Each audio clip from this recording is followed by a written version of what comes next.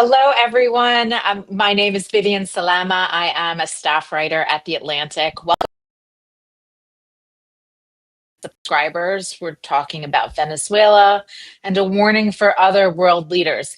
Uh, if you saw the promotion, you know that Robert Kagan was supposed to be here. Unfortunately, he's unable to join us, but we were very lucky to have in his place Atlantic. For months, David and I and our other colleagues have been writing about the escalating tensions between the United States and Venezuela, culminating in the ousting and capture of Nicolás Maduro on January 3rd. Following the attacks in Venezuela, the world is taking President Trump's threats very seriously, and particularly as he rhetorically sets his sights on some other potential conquests. So, David, thank you so much for joining us. Let's just get right to it. Thank you. We are about 4 days now, 5 Saturday morning at the end of our holiday period.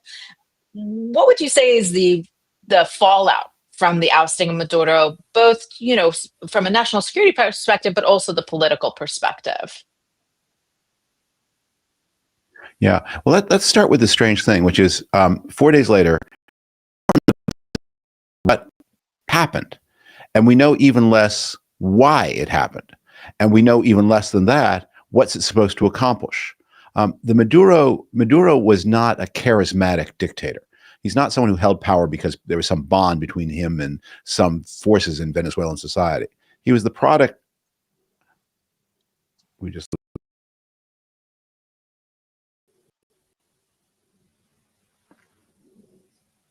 Some audio issues, yeah. Vivian, are you there?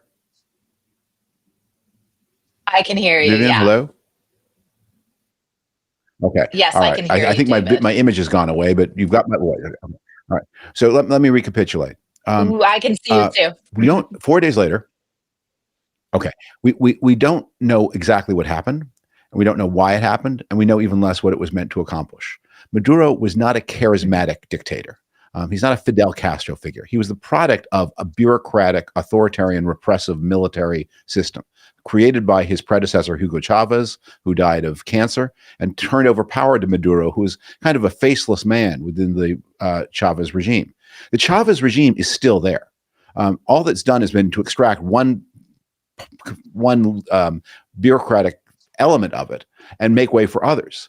So it's not clear that anything much has changed. Now, the Trump people insist there are big changes, that there's going to be new U.S. access to the Venezuelan oil industry, that the strategic balance of the region has changed. It's not clear that any of that is true, and that what didn't just happen here is that Maduro was either taken by the United States as a one-off, or maybe even possibly sold out by colleagues who said, if we get rid of Maduro, we can all stay in business. I mean, you say that it's not clear why this happened. At that press conference on Saturday in Mar-a-Lago, President Trump must have mentioned oil dozens of times. Do you not think that that is the underlying premise for this, or do you think there's something more to it? Well, for sure, that's in Donald Trump's head. But if this is a war for oil, and let's just bracket how stupid it is to fight wars for oil. Oil costs $58 a barrel. The United States is the largest producer of oil on the planet. Canada adds another 6%. So between them, the United States and Canada produce 28%, almost a third of the planet's oil, at prices where North American producers are barely breaking even. So the idea that what the world needs is, or what North America needs, is a lot more of this stuff to make the price even lower, to drive more North American oil producers out of business. That seems a strange plan. But let's say that is the plan. And Venezuelan oil is also very heavy and sulfur rich. It's hard to refine. Okay. Venezuelan oil is sulfur rich, as you say, hard to refine. It's located in a jungle. It's located at the end of roads that don't exist. It has to go to refineries that don't exist. There's been this heavy oil. It doesn't just bubble up to the surface like in the Beverly Hillbillies. You have to shove steam down into the caverns below the earth to push the oil back up. And steam requires the production of electricity. And guess what? There isn't in the jungles of eastern Venezuela. So we're on the hook now for roads, for tanker fleets, for power plants.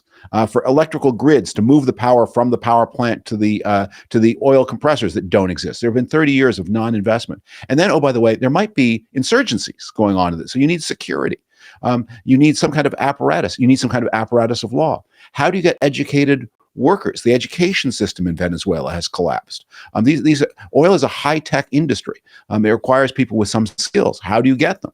Are you going to bring Venezuelan expatriates back to Venezuela? Do they want will they return if they're not guaranteed their old property back? I mean, so if this is a war for oil, none of the questions that you would analyze, you need answered, have even been analyzed, much less answered. Now, from other members Everything of the that you administration, just described. Sorry, David. There's a little bit of a delay when we're talking to each other, but everything you've just described literally sounds like exactly what President Trump said he did not want to do. It's something he's condemned since his first campaign when he talked about these nation building exercises like what we saw in Iraq in the early 2000s under the George W. Bush administration. So what gives? What gives is I think other people in the administration had other reasons for doing things. Mm-hmm. That were reasons that would not pass muster with the president. And so either on his own or from some right-wing chat group or some advisor, Trump fastened on the thing he does care about. And he didn't think very hard about, is this at all feasible? Other people in the administration hope that by arresting Maduro, somehow you'll reduce the flow of drugs into the United States. Still others hope it might be a step on the way to a regime change that will overthrow the Chavez regime, which is something that Trump doesn't want to do, but that this is a baby step toward overthrowing the Chavez regime. Maybe it could even lead to some kind of negotiated exit. Look, the best case scenario for any authoritarian regime, the happiest ending is the regime cracks. There are people inside the regime who say, I personally could have a better future if we negotiated a way out. And then they negotiate with their opponents an exit. That's Franco's Spain. That's post-apartheid South Africa. That's in many ways what happened in Central Europe, especially Poland in 1989. And that's the least costly, least bloody, most peaceful, most secure. If that's happening in Venezuela, that would be a really exciting development, a very positive development for Venezuela and the hemisphere. Mm-hmm.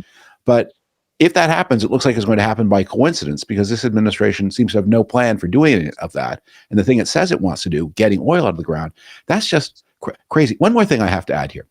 One of the things we have seen glibly said is that Venezuela has the largest oil reserves in the world. Now, oil reserves are a pretty meaningless number because oil reserves are simply the amount of oil we think might be in the ground, but how much of that is relevant depends on the price. But people need to understand the way those oil reserves are calculated is that's a figure that comes from OPEC. And OPEC asks each country to do its own estimation.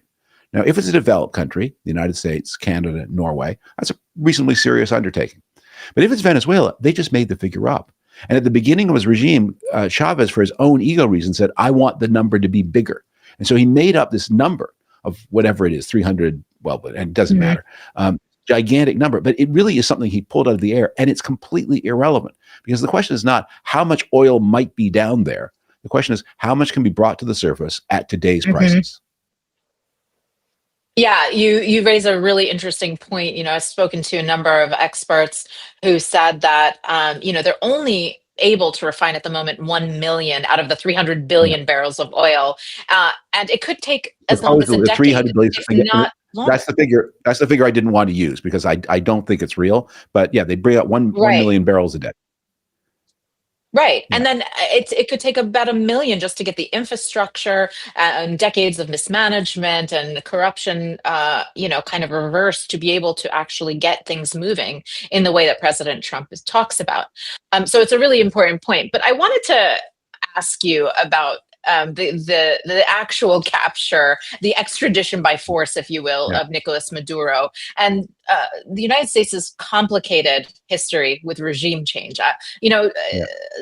There's a lot of comparisons to Iraq and Saddam Hussein, although I know some people don't like that one. There could be comparisons to Noriega in Panama circa 1990, but at the end of the day, it's complicated nonetheless. Has the United States learned anything from these prior examples, and do you see differences here? Yeah. Well, look, regime change is an ambitious project. It means not you don't just seize the dictator. because the regime remains, especially, again, this is not Fidel Castro. This is not the author of the regime. This is the heir to the regime. The regime remains whether he is the president or not. And the regime even has The its own Chavistas, succession. yeah. Yeah. They've got their own succession plan. So the regime's still there, at least as of today. So we have not had regime change. I would argue it's not only worth doing if you're doing regime change. Dictator change doesn't seem to have much point to it. And the difference between this and Noriega, first, in the Noriega case back in 1990, there was much broader assent inside the United States to the action. There was a much lengthier, Noriega went first to an American prison, then to a French prison, because there was also an indictment for him in France, and then back to a Panamanian prison because he was wanted in Panama for crimes against Panama. Also, Panama's democratic history was fairly new in 1990. So when you remove Noriega, normal institutions could recover quite easily and quickly in Panama. In Venezuela, it's been 30 years of the Chavez regime.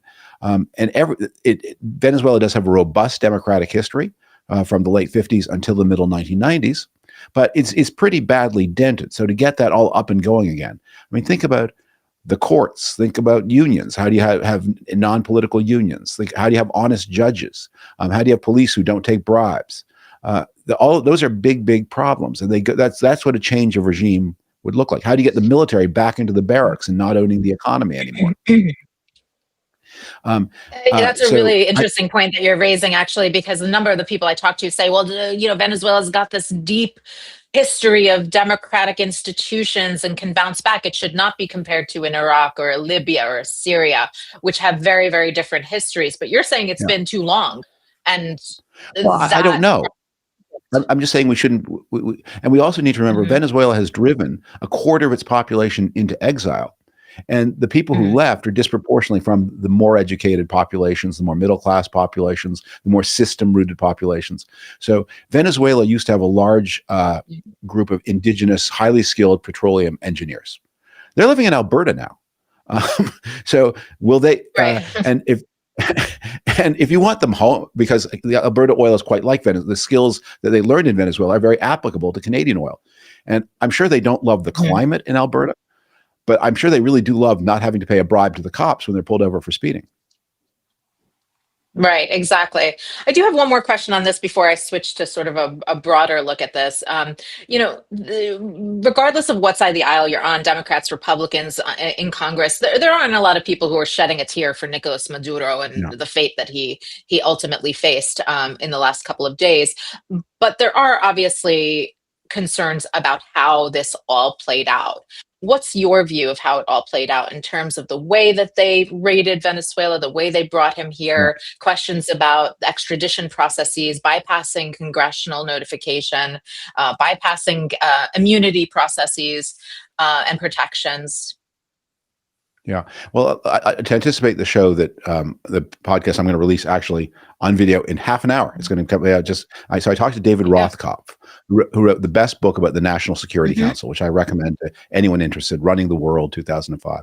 I think what I'm most worried about is the United States doesn't seem to have a national security process anymore. That is, that when Marco Rubio is both Secretary of State and National Security Advisor, nobody's national security advisor. And when there's no national security advisor, there's no process for saying, okay, we need defense, we need state, but we also need energy, we also need CIA, we need Treasury, we need them all around the table, and we need to think this thing through. And we need to ask, what could go wrong? I was in the Bush administration in the Iraq War days, and the Iraq War was a heavily planned war, but at every turn, the decision was made, let's assume the best case scenario. Let's just take that for granted. And if someone said, well, what if this goes wrong or that goes wrong, they would stop being invited to the meetings anymore. So there's no serious consideration. What if it's not easy? And in this case, that process, which was cut short during Iraq and edited and abridged, it doesn't seem to exist at all. No one has asked the hard questions. Like, here's one question. What if Nicolás Maduro is brought in front of a New York court and the court says, we don't have jurisdiction. So he's a bad guy for sure, but he should be tried somewhere else, not here. We don't have jurisdiction. Let him go. Have they war gamed this? Are they quite sure they're going to be able to get a conviction? Because the Trump Justice Department loses a lot of cases it thought it was going to win. Well, and that was one of the complicated things you were talking about, how you were in the Bush administration during the Iraq War days. I was the AP's Baghdad bureau chief, and uh, one of the frustrations, it wasn't that people were necessarily upset that Saddam Hussein was pushed out, but it was this sense that the United States was A, invading their country, and B, imposing its will on the people of Iraq, and not allowing them to kind of, pursue their own fate. Obviously, there's also the sectarian issues and other things that Yeah. complicate the Iraq comparisons. But there that kind of brings me to my next point about this notion of a new Monroe Doctrine that President Trump has now been talking about. He's calling it the Monroe Doctrine, which, for folks who aren't read up on the Monroe Doctrine, it was James Monroe essentially declaring that the Western Hemisphere is in the sphere of influence of the United States, and that Europe needed to essentially back off.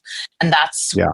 what ultimately is an underlying theme that we've been seeing over the past year of the Trump presidency. So, how does this play out, David?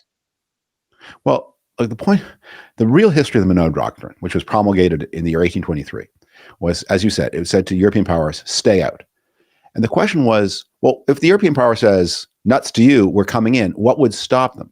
And the answer is, well, the enforcement mechanism for the Monroe Doctrine was the Royal Navy, Britain's Navy, that it would be the British Navy. There's the powers they wanted to keep out were France and Spain.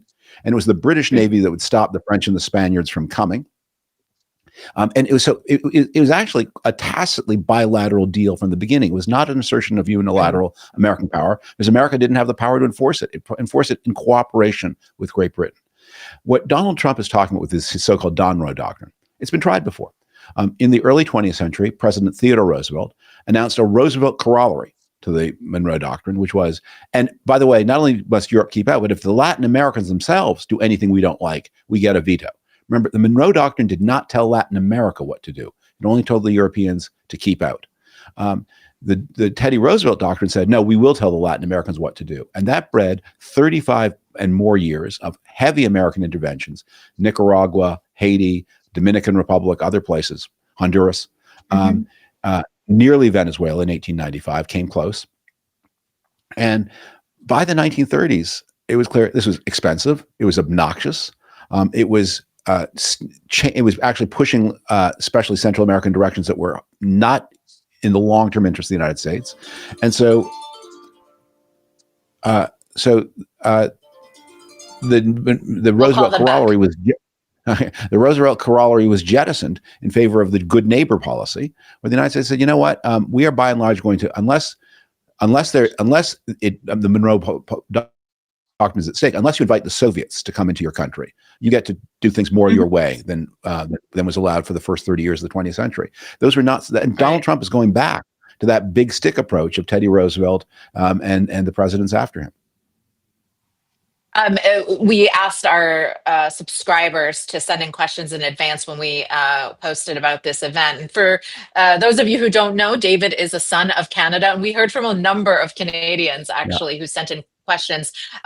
Norar, and I hope I pronounced that, from Quebec, asked, should Canadians be worried? And could there be a military assault or some sort of attempt to economically dominate Canada? Yeah. Well, Trump is talking a lot about a military option against Greenland, which would be, I mean, it seems like such an extreme and absurd and tiny, but that is really would be one of the most radical things that any president has done. It means basically an act of war against NATO ally Denmark. And Trump has talked a lot about similar kinds of aggressions against Canada. His agenda for Canada seems mostly one of economic aggression.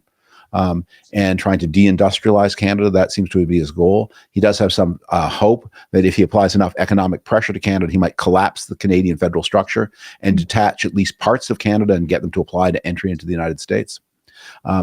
So he does seem to have that in mind. I don't know. I don't know that he's gone as far down the planning road with that as they do seem to have gone toward planning aggression against Greenland. And so, David, just so you're aware, we can't see you, I believe, but we can still hear you very clearly. So, okay. I'm going to proceed anyway. Yeah, Okay. I mean, it's live TV here, so hopefully you pop back up. But in the meantime, Claude from Alberta also wants to know. We hear a lot about Central and South America as well as Greenland, but Canada is in a bad place, and we don't hear about it. Northern Canada is an easy place for the U.S. to seize, like Yeah. Greenland. And it could control the Northwest Passage or some provinces which have major water, minerals, oil, gas, potash, Yeah. etc. And so Claude says, I feel like Canada is becoming a sacrificial victim. What's your Yeah. opinion? Well, we also have to go to the underlying craziness and mania of all of this. That Northern Canada has been part of the American defense system since the 1950s. In the days of the manned bomber, when the great threat to American security was Soviet bombers flying over the North Pole and then over Canada, a distant early warning system of radar installations was built from Greenland across Baffin Island and across the Northwest Territories of Canada. And the Danes and the Canadians gave land and shared part of the cost of building this warning system for the United States. And that system was as the manned bomber gave way to the intercontinental ballistic missile, which still flew over the North Pole, the distant early warning system of the 50s was replaced by more modern warning systems in the 1980s. Again, Greenland and Canada cooperating. So the first thing to say about Donald, what is the problem you're trying to solve for? If you want access to facilities for mutual defense, those have been available. The American presence in Greenland goes back to before the U.S. entry into the Second World War. The U.S. joins the Second World War in December 41, but American troops start taking places in Greenland in March of 1941 at the invitation of the Greenland authorities. Denmark is occupied by the Nazis. Greenland had its own autonomous home government. And the Greenland government said to the Americans, we're very worried that the Germans might set up a U-boat base somewhere on our shore, and we'd never know. Please. And the Americans came in with the consent of the Greenland authorities. And that's how it's been since. Now we're now getting on 100 years. So the whole project of terror saying, and you say, Americans want potash? One of my neighborhoods in where I live in Prince Edward County, Ontario, is a former CEO of the Potash Corporation of Saskatchewan. The Americans want to buy more potash? Be our guest. Right now we have sales teams fanning out all over the United States but if you want to just buy more and relieve us from the need to pitch it to you, fine. It's not like we're not locked into systems of collective security. And so, Trump's idea is, well, but the problem with the old system was the way we got natural resources is we had to pay for them. And my idea is we'll just steal them. But ethics aside, stealing is not a very good way to do business, because when you're buying it, the supplier helps you. When you're stealing it, the supplier resists. And that turns out to be quite expensive. So Donald Trump's core, he thinks like a robber, but robbers don't tend to have very successful careers. They mostly end up in prison. I can't help but wonder about the economic payoff of a lot of these ideas and endeavors. You talked about the enormous costs that it would take to refine Venezuelan oil, for example, and that this could be enormously expensive. You talk about Greenland. Yes, there are rare earth minerals and other benefits to being there militarily. Canada, same thing. But is the payoff worth it? Look, I'm just curious what people are telling him to convince him that this is a feasible plan. Okay, so here's, I think, what people are really telling him, and this is what I think is driving this. If you're the United States of America, and you're looking at it from and you're bearing all the costs and getting all the benefits, you say, how does it make sense to go steal rare earth minerals from Greenland under a sheet of ice? When the Australians say, for a small investment in the Australian mining facility, Australia has lots of rare earth minerals. It just doesn't have the facilities to bring them to market. And there's the rule of law. It would be friendly. There's the rule of law. There are the roads. There's the power plants, everything you need. You just have to invest in the mine. And from an American point of view, obviously it makes more sense to invest and buy than to steal. But if you're someone who's paid a bunch of money to sit beside Donald Trump at Mar-a-Lago, and you say, here's my business plan. The American taxpayer pays the cost of the theft, and I get the benefit of the product of the theft. Then the economics change. So this is not being done from a national point of view. This is being done from the point of view of the disquieting, disturbing business people who show up at Mar-a-Lago with their shady schemes for imposing the cost on the public treasury and pocketing the benefit for themselves. That's the only way the economics of any of this makes sense. One of the when I was covering the campaign last year and into the transition, he started talking a lot about Greenland again, and I spoke to his advisors around him, and one of the things that kept on coming up was, someone told him that during the Reagan years, that was the last time that the Western Hemisphere was truly that the U.S. was truly empowered in the Western Hemisphere, and that you had the kind of power competition between the Soviet Union and the U.S., where the U.S. had really focused its energy and its resources in the Western Hemisphere. And Trump, who greatly admires President Reagan, thought, we're gonna make Western Hemisphere great again. Do you have a sense of sort of what the situation was for the Western Hemisphere, for the U.S. position in the Western Yeah. Hemisphere during the Reagan years, and if that's a fair comparison? Yeah, I'm old. I was there. So first, when you hear the preface, when you hear an explanation like that from the people around Donald Trump, it's never true. Mm-hmm. It's never true. When you want to understand why Donald Trump does something, if the explanation is some theory about the security of the United States, it's never true. It's about some scam artist at Mar-a-Lago putting the bee in his bonnet with and maybe deceiving Trump or appealing to Trump's vanity. But look, in the 1980s, there was intense cooperation because North America was still under the threat of Soviet ballistic missiles that would come over the Arctic across Canada and Greenland into the United States. The United States had to focus on that kind of defense. Once the Soviet Union was out of the picture, when American foreign policy succeeded to the extent that it didn't have to worry about over the North Pole ballistic missiles anymore, then Greenland becomes less important. And that's a product of American success and power. That the game moves elsewhere on the map. But one of the big arguments in the 1980s, I remember this very vividly, was the United States wanted to use cruise missiles against the Soviet Union. Cruise missiles are missiles that fly much slower than ballistic missiles. They fly more like airplanes. So they don't go up into the space and back down. They fly over the ground, but they could be in those days very accurate and more accurate than ballistic missiles were. And so the United States wanted to develop cruise missiles to use to hit smaller Soviet nuclear sites in the event of the catastrophic event of a nuclear war. But how do you train the cruise missile? Because the Soviet Union had very particular geography. So they flew them over northern Canada, which had a similar geography, over the Mackenzie River Valley. And this was intensely controversial in Canada. Should Canada allow the United States to fly these cruise missiles over Canadian territory to train them to strike targets in the Soviet Union? Huge argument. The prime minister at the time was Pierre Trudeau, the father of Justin, not a pro-American person, not a friend of the United States generally, certainly not an admirer of Ronald Reagan. But he said, we have treaty obligations to the United States, and we are part of a system of collective defense. And if they ask us to use our airspace, we can't say no. We mustn't say no, and we probably legally can't say no. We've signed agreements. So the missile tests went ahead. And that's, I think, one of the things that Donald Trump doesn't understand, because he's such a predatory person. He never understands the million non-dramatic benefits of cooperation with your partners, including, hey, your real estate looks like the Soviet Union real estate. Can we train our missiles on your land rather than, there's lots of empty land in the United States, but it looks less like the Soviet Union and it won't be as good for training our cruise missiles. And there's also the question of, if he had a deeper understanding or deeper knowledge of some of the history surrounding some of these conflicts, then maybe he would see it differently. And that's something I've heard repeatedly from people who served him in the first Trump administration, was that, his depth of knowledge of the history wasn't that deep. And unfortunately, when you don't know the history, you repeat the mistakes. Here's a very concrete example to do with Venezuela. So Venezuela shares a border with Colombia, and it's a much more traversable border. So it has borders to the east with Guyana, border to the southeast with Brazil, but that's very jungly and rocky.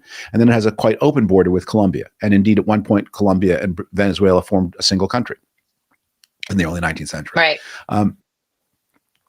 So there's a lot of traffic back and forth. The languages, the way Spanish is spoken, I'm given to understand, is quite similar. The accent sounds similar.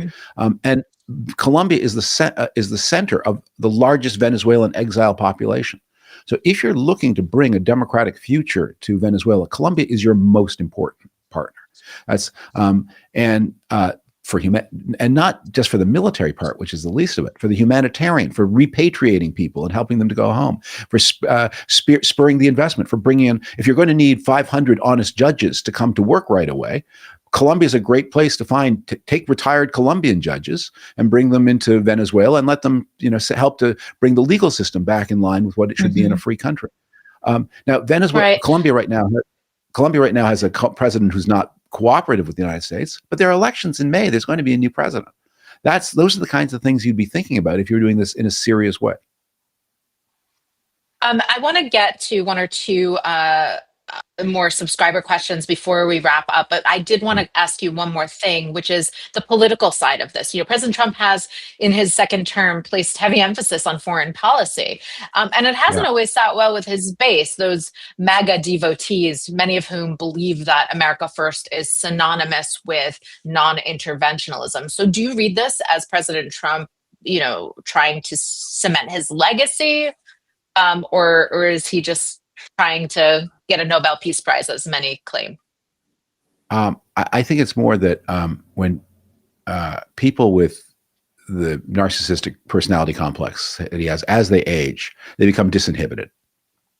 And so his ability to even pretend to care about what normal Americans care about, what his supporters care about, is thinning. He cares about his vainglory. He cares about his corrupt schemes. He's made $1 billion in his first year by selling crypto assets that have lost 90% of their value to the people fool enough to buy them. So he cares about things like the ballroom. He cares about his triumphal arch. He cares about the Nobel Peace Prize. And meanwhile, he's running on domestic policy whose two major choices both have the effect of driving prices higher and higher and higher. He won the election of 2024 because there was discontent over the post-COVID inflation. The Biden administration didn't help as much as Americans wanted. So they said, let's try the guy. We remember that under Donald Trump, prices were stable. Let's bring him back and see what happens. So his two most important domestic projects are, one, the tariffs, and two, the immigration crackdown. So you're both making every input into anything made in the United States more expensive, and you're decreasing the number of workers available to process every good and service in the country. Guess what? Prices go up. And unlike Biden, where prices went up and he couldn't control it, this is being done on purpose. The first thing that would be said at a meeting about tariffs is, you understand you're going to make every price in the United States go up. They did it with their eyes open. The whole point of a tariff is to make products more expensive, so as to make the American product compete more easily with cheaper foreign products, to exclude them. So Trump did it on purpose. He made the price. It's not an affordability crisis. It's a Trump making things more expensive on purpose crisis. And so when on the Sunday morning shows, they'll ask members of Congress, how do you intend to message your way out of the affordability crisis? And it's such a ludicrous question, because the only answer would be, well, our two most important domestic issues were both done with the express intent of making everything in the United States more expensive. And what you're asking us to do is to say, we were stupid, we were wrong, we didn't care about anybody, we made a terrible mistake, and we're not going to do it anymore, and we're very sorry, and we're not planning on saying any of those things. So nuts to you, we have no answer to the affordability crisis, because we did it, and we did it on purpose. So I'm mindful of the fact that you have a hard out. Really quickly, in about a minute, Paul from Canada wants to know, regardless of how things transpire in Venezuela, how will any future U.S. administration be welcomed back into the world community? I think very warily. If Trump had lost in 2020 and then been met the justice that he deserved for his attempt in the putsch of 2021, and then the Biden administration had continued in some other form, and there'd been some more normal American president elected in 2024, I think a lot of the world would say, well, that was crazy, but he did lose the popular vote by 3 million votes. It was a glitch. It's just that was all about the glitchiness of the Electoral College. We don't have to worry about America. We have to worry about your election machinery, because it can elect a weirdo. But the American people, you're sensible, you're solid. You tried to do the right thing in 2016. You did the right thing in 2020. You did it again in 2024. Nothing to worry about.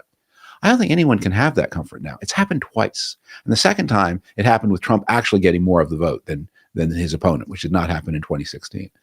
And so I think if you're Denmark, if you're Canada, if you're any ally, you have to say, well, good that they've changed, they've adjusted their ways in 2028. Welcome, but we can't be real secure that this is we have to have a plan. Like Finland and Sweden joined NATO in 22 or 23, I forget the exact year now, to defend their Nordic region against Russian aggression. But it turns out in 2025 and 2026, the greatest threat to their fellow Nordic country, Denmark, comes from the United States. So do those Baltic countries and Nordic countries need to plan to defend themselves against American aggression? Ukraine is under American economic aggression, even as there's some kind of military cooperation. Canada, others, all have to think, can the United States be trusted as a security partner? Trust was always an American superpower, and that trust is dented, and I don't think it flows back so very fast. Sadly, we're going to have to leave it there. David, thank you so much for helping us make sense of all this and on short notice. I'm going to have to go and fact check your claim that you are old. I don't believe it. You can read more from me and David and all of our colleagues on this issue and many others by subscribing to theatlantic.com. And I also encourage you to subscribe to David Frum's podcast, The David Frum Show. Thank you so much to our virtual and I hope we see you again in our virtual or in-person events in the future. Thank you. Bye-bye.